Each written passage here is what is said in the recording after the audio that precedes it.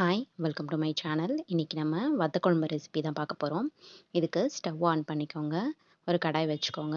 1 spoon கடலைப்பருப்பு, 1/2 spoon உளுந்து, 1/2 spoon மிளகு, 1 ஸ்பூன் சீரகம், 2 ஸ்பூன் தனியா சேர்த்து நல்லா வறுத்தெடுத்துக்கோங்க. இது கூட 10 காய்ந்த மிளகாய் சேர்த்து அதையும் நல்லா வறுத்துக்கோங்க.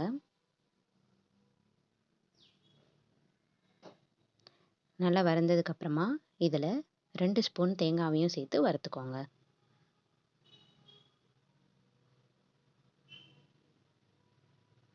ரெண்டு ஸ்பூன் தேங்காய் சேர்த்து நல்லா வதக்கிக்கோங்க. நல்லா வறுத்ததுக்கப்புறமா இதை ஒரு பிளேட்டில் ட்ரான்ஸ்ஃபர் பண்ணி ஆற வச்சுருங்க.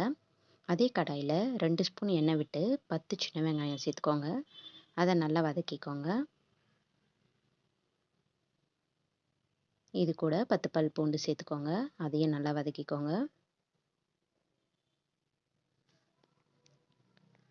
ஒரு தக்காளி கட் பண்ணி அதையும் சேர்த்துக்கிறேன். அதையும் நல்லா வதக்கிக்கிறேன்.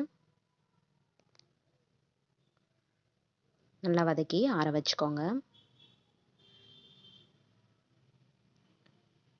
நல்லா ஆறினதுக்கப்புறமா மிக்ஸி ஜாரில் சேர்த்து பவுடராக அரைச்சிட்டு வந்துடுங்க.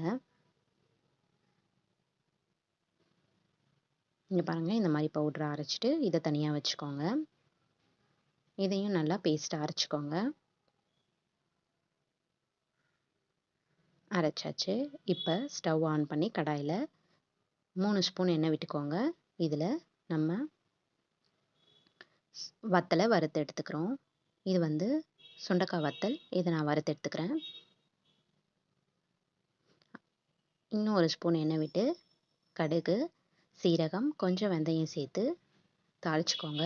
இது கூட 10 சின்ன வெங்காயம், 10 பல் பூண்டு சேர்த்துக்கோங்க.